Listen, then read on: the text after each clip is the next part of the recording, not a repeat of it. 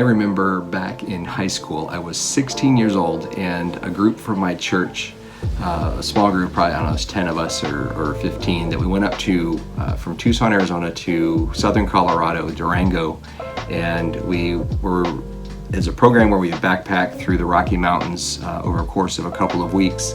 They gave you survival training and camping and how to read maps and all that fun stuff. And then we divided out all the equipment we needed, all the food, between all the backpacks that we all had to carry, so that nobody was carrying it all, but we all carried some, and they were heavy. Probably not that heavy, but at the time I was definitely not in super awesome shape, and so it just felt like a burden. And I just remember complaining the whole time.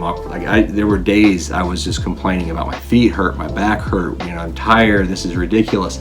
And in my mind thinking I'm the only one that was struggling, and reality was everybody was struggling. But I remember there was a really gentle leader, and he came alongside me one day and he gave me a booklet. And in the booklet, it's just a verse and then a little explanation, but it was James chapter 1 verse 2, and it says, "Consider it pure joy whenever you face trials of many kinds, because you know that the testing of your faith develops perseverance, and perseverance must finish its work so that you may be mature and complete, lacking nothing."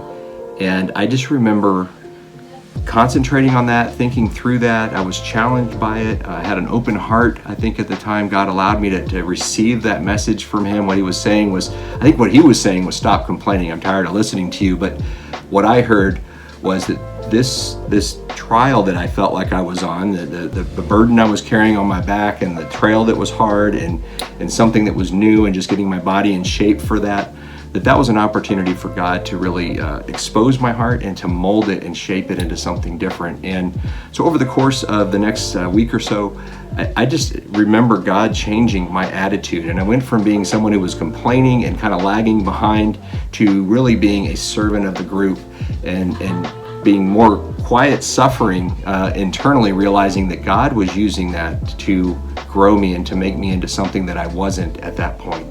And so I really started to think that was a great opportunity. And I think the same is true with our lives right now. If I don't know what you're going through right now, we all are going through something. And I just want to encourage you that whatever it is you're going through, that James talks about that God knows about that. And he is using that situation to expose your heart and to mold it. If we let him, we can choose to harden like I was when I was complaining, or we can choose to soften up and receive a message from God, and to see where we may need to grow, or be even encouraged in the midst of the trial, that we can truly find that joy when we see that God's hand is working in it and through it. So I just want to encourage you that there is hope. Don't give up. God cares about you. He loves you dearly. Have a great day. I hope this was encouraging to you.